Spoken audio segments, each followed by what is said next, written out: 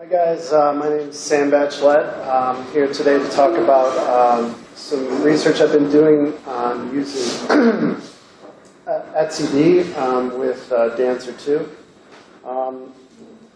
Just wanted to give a shout out to the company I work for, Endpoint. Endpoint is a web consultancy group with offices based out of New York. There's a reason why I'm here, so thank you to them. Last year, if you guys were at the conference, you would have saw me break down kind of the components of what would be kind of a hand-rolled version of Kubernetes.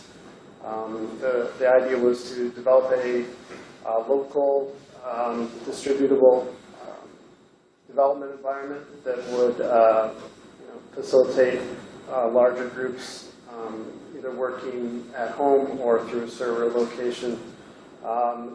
It was kind of in-depth, a little heavy on the systems end, so this year I thought I'd tone it down and simplify it a bit.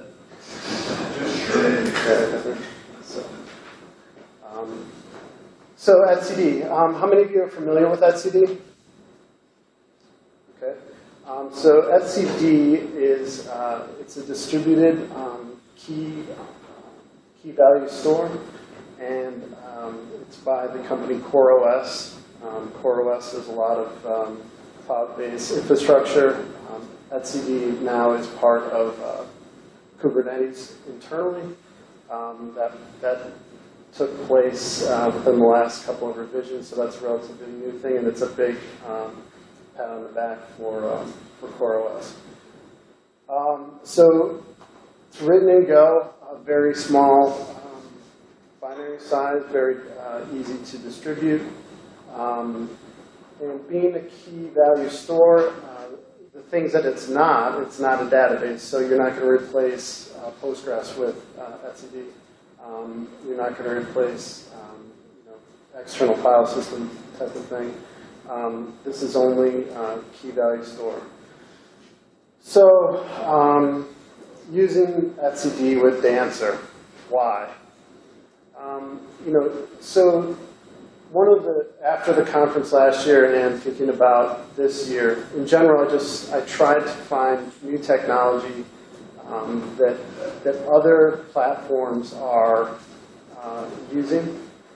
So like Python, Go, all of these languages are really deeply involved in cloud-based infrastructure.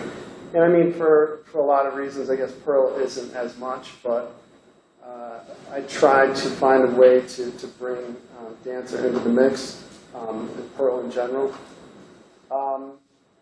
So outside of just the general idea of I could do it, the fault tolerance of the distributed key store is an important part. So in general, you will have at least 3 nodes operating. A full cluster would probably be around 5, so you have some fault tolerance there. And it has a REST API, so as far as getting data from and to it, Perl is perfect for dealing with that. So this is just a quick overview of the. So as far as etcd is concerned, as long as there are 3 nodes, it's running. If it were to lose a 3rd node, it's not going to write anymore. So at that point, it hasn't necessarily died, but you aren't going to get new updates if there were writes to the leader, for example. So a lot of my presentation, a lot of the time I spent over the last few weeks has been in writing a new module for Perl. So etcd, there is currently an etcd Perl module that is based on the version 2 API. So etcd, about 2 months ago, released their version 3 API, which with a lot of the cloud technology, you'll see there's a lot of live and learn stories. So You know, the guys at CoreOS ran this in huge volume. You know, Google runs somewhere around 1 billion containers a day. So having infrastructure to facilitate that, you know, there's going to be a lot of late nights. So after about a year or so of running etcd2, the etcd3 framework came out, and I really felt it was important to move towards that. There's a lot of stuff that adds to the stability of the product, and just in general, the version 3 API moving forward will be the status quo. So at this point, the module isn't released. I'm very close. I was hoping to release it for the conference, so it'll probably be a little bit after. Okay, so here's just a few quick things about the version 3 improvements. So watchers, so a really cool feature that etcd has is you can set a watcher on a key. So let's say your key is foo. If you set a watcher on that key, it will basically hold HTTP request open and wait for that key to change. So, you know, various different reasons you want to do that. Elected leaders for like a distributed Postgres possibly, or large-scale Postgres. See. And then leases, if you think of, I'll go through these in more detail here in a minute, so I'll just kind of run through these quick. Leases, if you think of like TTL, so basically you can define a key to live for, say, 10 seconds. So that key is available. You assign a lease to it for 10 seconds. After that point, the key is destroyed. So, you know, a lot of this stuff is kind of cloud in nature, but, you know, it can be useful to us as well. Authentication, as far as the REST authentication in version 2, I thought this was kind of a big step forward, was only basic auth. So although, you know, you did have authentication, it wasn't great. Now they do provide client to server TSL, and then also the authentication is token based. So big stride forward in authentication. Ranges is a really nice concept, and that kind of goes along with the idea of the flat file change. So etcd, I don't know if you guys are familiar with stuff like Zookeeper and that type of software, but as far as the way they stored data before, they had, it was directories and then keys. So you always had like a file structure type of setup. But what they found is that there was huge overhead in the directories. It just was unnecessary. So they went with a straight flat file design, and that cut down the profile a lot. I mean, when you're sending the stuff over the wire, it's every little bit helps. And so let's just start it. So this is so these calls are based off of what the etcd version 3 Perl module. So these would be calls to these features. So this is an example of a watch. I mean, it's very straightforward. One thing that's interesting with the watch, so when this stuff gets passed through the API and into etcd, it's all, it only accepts bytes, so it's encoded. And if you take foo, for example, and then add 1, so FOOP, that would basically,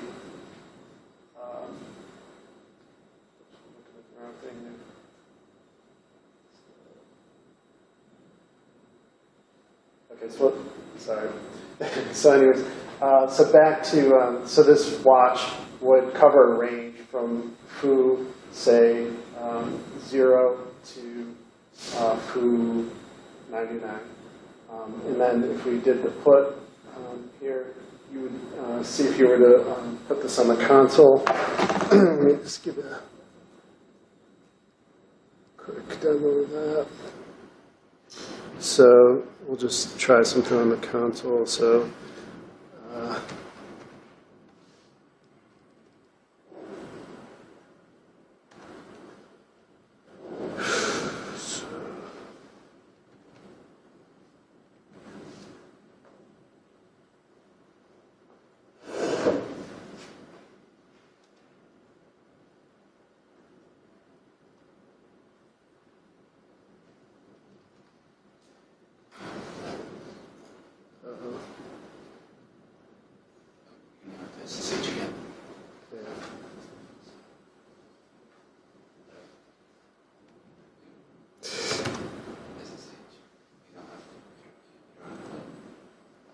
yeah, I can.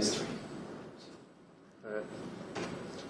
Well, maybe this is a bad example. All right, so we'll move on from this one.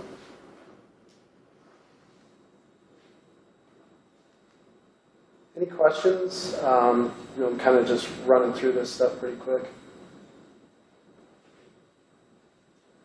Okay. Sorry. Yeah. In the previous slide, yeah. I didn't get the range in. So you watch a key foo. Mm-hmm. And what is the range in? So what it does, it basically, so it not only watches foo, because there's no like directory structure anymore, so they had to find a way to include like a wide range of keys. So in this case, it's not only watching foo, it's watching foo 0, foo 0, 1, so anything that matches. Exactly. So you can cover a wide range without designating like a directory structure or just using the flat namespace, which is pretty cool.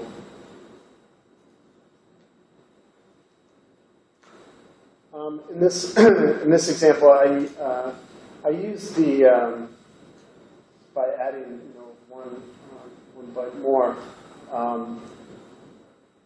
because it's not like the API is pretty raw at this point. I mean, they have decent documentation, but it's all focused on Go.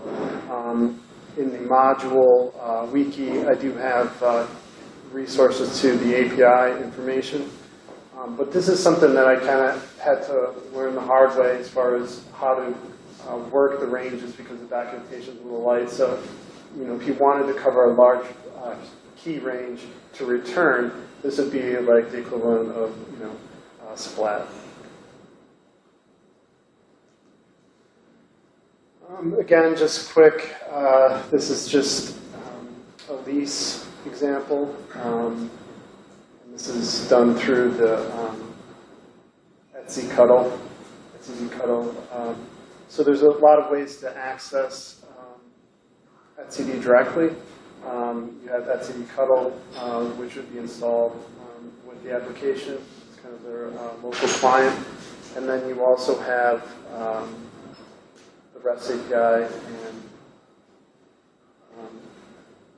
gRPC is a new addition that they've brought into the mix using the gRPC protocol, using like protocol buffers, which unfortunately Perl doesn't really have any support for. So if you look at like the list of gRPC clients, there's Python, there's Ruby, there's PHP, and there's no Perl. And on GitHub, there is one project that deals with gRPC on version 2 level, but version 3 would be really where we would need to be for that. So I'll have to write that after the conference. Okay. Yeah. Question about the last slide. Is the 20-second count start when you create the list or when you grab it to, or when you attach it to the key? So it's when you attach it. Not when you create. Right. Yeah, because depending on your workflow, yeah, there's going to be different time frame involved there. So yeah, as soon as it's attached, the 20 seconds begins.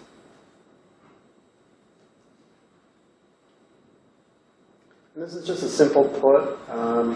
Again, the API, once it's wrapped through the module, is relatively straightforward to access.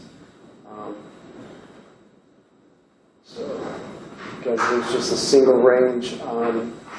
So they use the range word to also to replace get. In the version 2 API, there was a lot of calls, which would be get or delete or post. Now everything is a post, and so instead of using get, a range with a single key would be the equivalent of what would have been that version 2.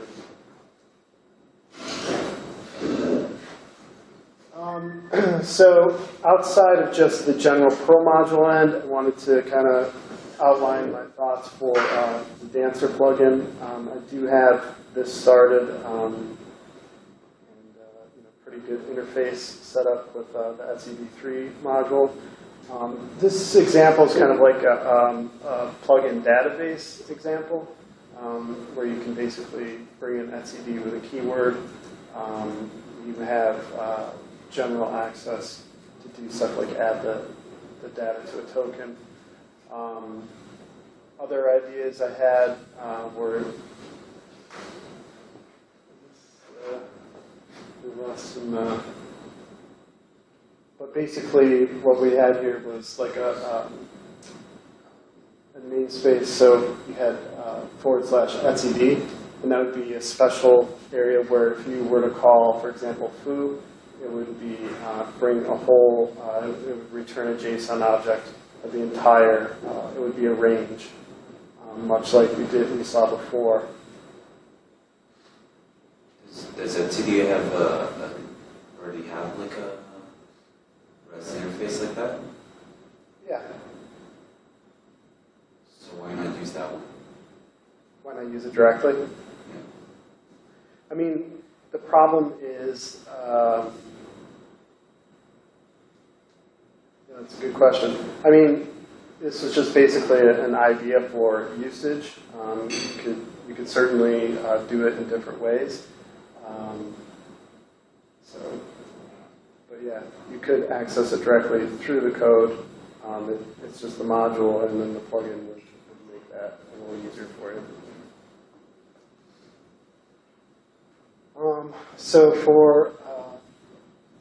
So again, to kind of get to why I was doing this, one of my big focus points was trying to create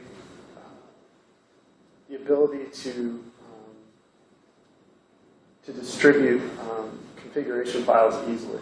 So being a lot of the configs for Dancer are YAML, it's hard to, if you were to put it into like, to parse it and stuff, you're going to lose your comments and stuff like that. So what I did is I created a way to maintain those and then bring the value into the key store, allowing for basically a round trip for YAML, which it's not exactly pretty. Anyone who's tried to do this, it's not easy. But what that will do is allow you to, big picture, have a Dancer 2 application basically with access to configuration data, where you could basically set up, if it was passwords or information that was useful for, specific environments, whether it was your, home laptop versus production. So this could be IP addresses, host names, anything localized. Could be, you could either tokenize that and run it through some type of script. Locally, at endpoint, we use a program called DevCamps, which facilitates the tokenizing of these variables. And it's a Perl-based program. So that was my motivation into doing this. So the script put conf. Let's see if we can get something to work here.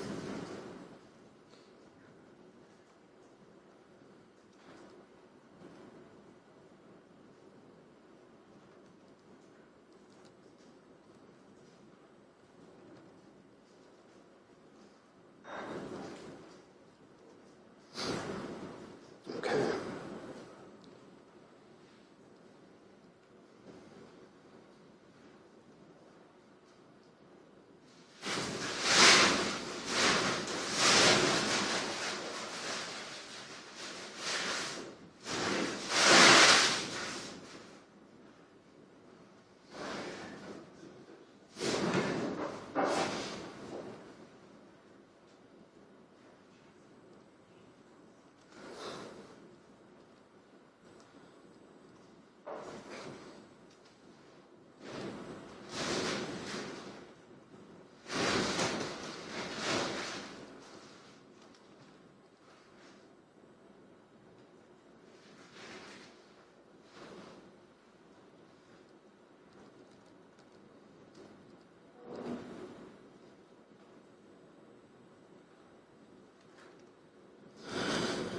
Well, it's just one of those days, guys. Sorry.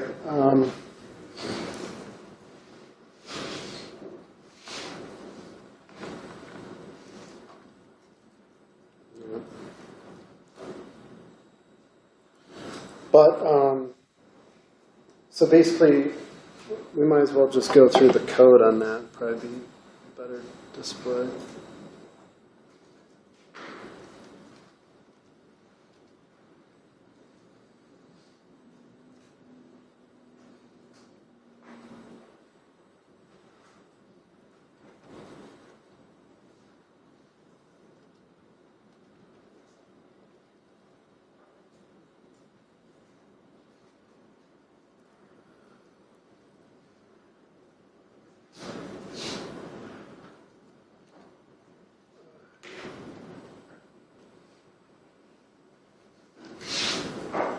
So this isn't fine-tune and polish, but just kind of to run through basically, Sawyer might not like the way that this is set up, but basically you have to be within in the base directory of a dancer project to run this. It basically pulls in your configs, and then we loop through that, and then I'll just kind of show you a quick kind of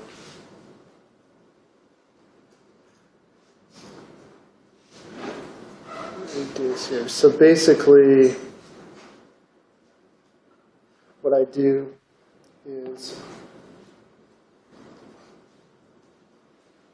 so we come up with a list of lines. We come through the lines, and then basically we're going to count the line number, and we're going to count how many, so with the YAML, I also counted the number of spaces for the indentation.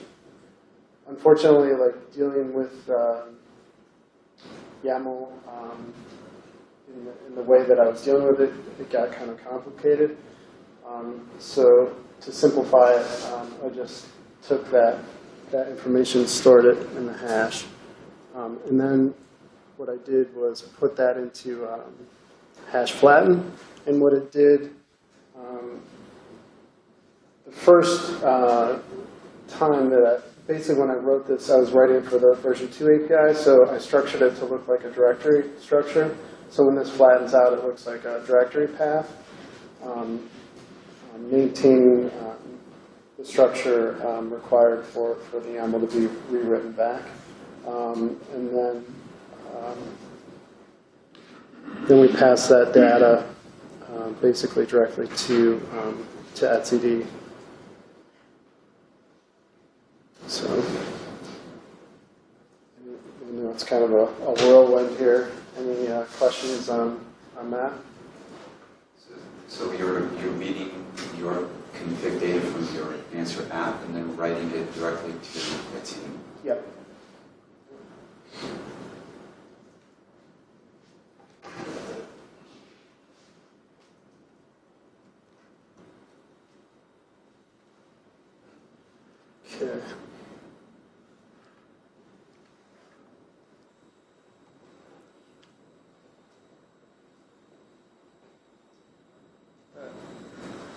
So, and again, trying to paint the big picture of what I'm looking to accomplish. I think that etcd can be useful in a lot of different ways with Dancer. Outside of the general kind of data access type of plugin with Dancer 2 plugin etcd. Session data would be another interesting experiment. Posting that data to etcd. And then also, possibly doing like an auth extensible provider, storing user information as far as passwords. Obviously this would be done easily in a database as well, but if you weren't using a database for any type of large structure, you could have a simplified authentication set up if you had access to etcd. So that pretty much wraps it up. Is there any questions or concerns? Stupid question. You said it's not a database. How does it differ from a NoSQL database? Because I don't have any familiarity with those fields. Similar. So there's no concept of tables. It's just a key value store. So in the sense that the big difference. I thought something like that. I've never used it. I thought something like Redis was basically as a key value store. Is it? No. Well, yeah, I've never used it, but it's not like that. Essentially, this is a more civilized method. Yeah. How is it different than Mongo or stuff like that? etcd So much faster. Yeah, it's simple. Essentially, etcd you have namespaces where the separation is not pronounced, where it's more general source to just throw stuff. But would you really put sessions into it? Because I have a feeling that this should go to Redis more. Yeah, I mean, I'm totally with you. I think it's excellent what you're doing with the YAML files, maybe because I do quite a bit of Go and also cloud and Kubernetes, so I know actually where you're heading. I think it's a bit hard for the other way. So I totally see where it's heading, and I think it's excellent. I also like the idea that you actually put the comments of the YAML into it as well. I think it's excellent because Go, for example, the documentation is part of the function declaration. Sure. I hope it's in Perl 6. You probably know. So I really like the idea of keeping those things together and make it browsable, inspectable, or something.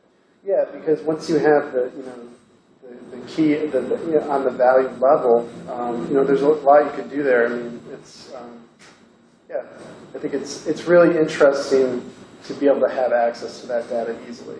And I think that if you just have the plugin and access to an etcd store, that this is something that would be pretty simple, easily. I mean, with versions, depending on the way you set up etcd, you could backlog 10, 12, 15 versions, so you could roll back if you needed to.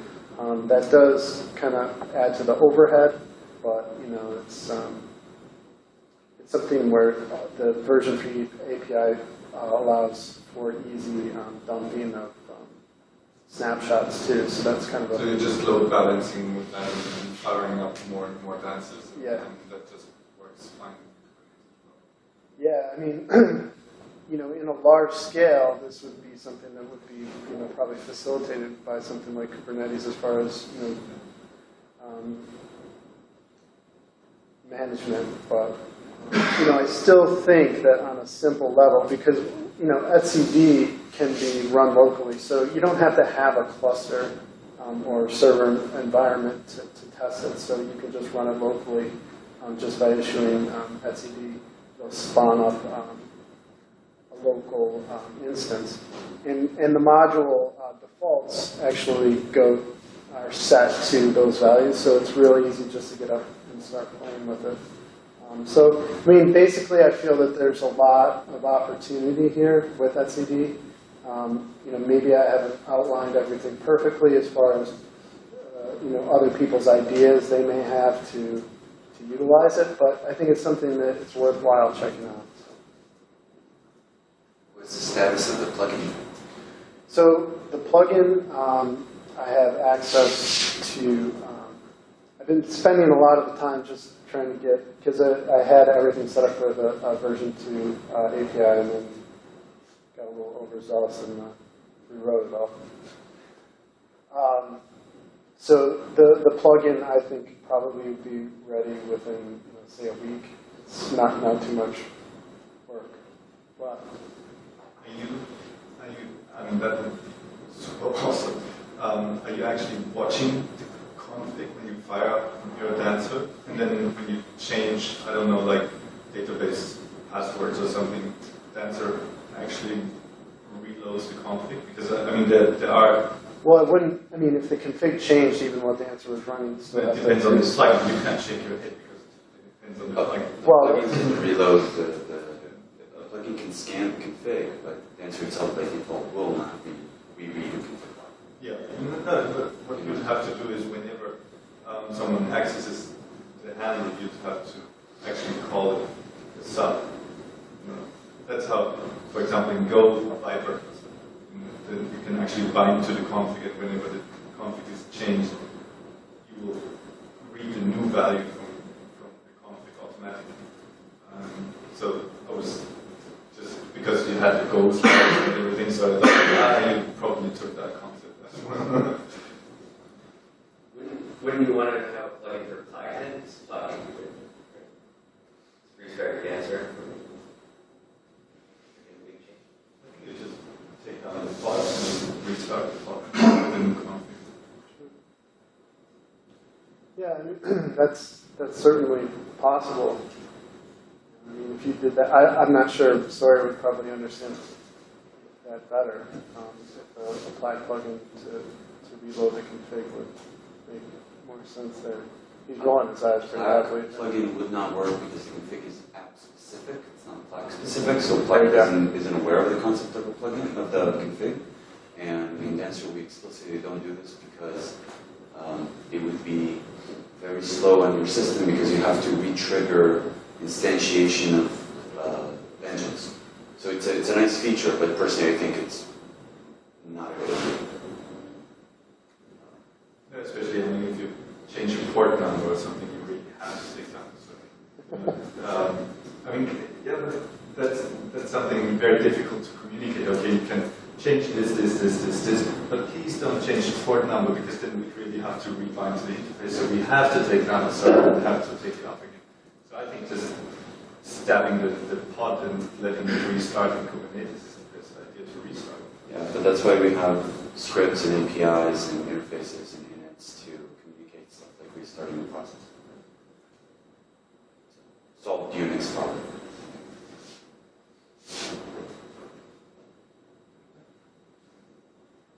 Okay, thank you.